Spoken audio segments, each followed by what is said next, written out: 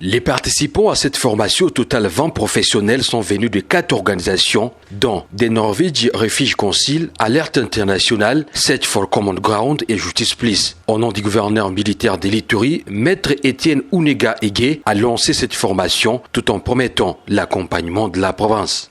Et j'ai beaucoup aimé ce que l'expert a dit. Les projets doivent nous transformer. Si nous, les acteurs de la médiation, de la cohésion sociale, on n'est pas transformés, alors comment voulez-vous qu'on puisse transformer les autres? Cela a été relayé aussi par d'autres parmi.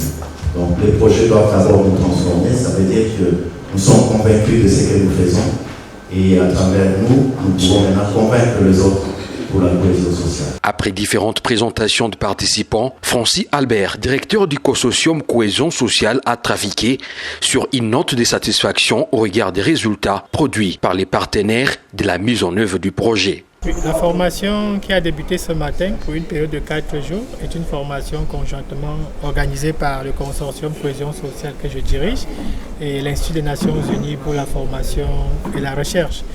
Alors c'est une formation qui va essayer de doter les membres de notre consortium et les partenaires de mise en œuvre de notre projet sur les compétences et les outils, n'est-ce pas, de capitalisation. Vous savez, nous sommes rendus à quelques mois de la fin de notre projet.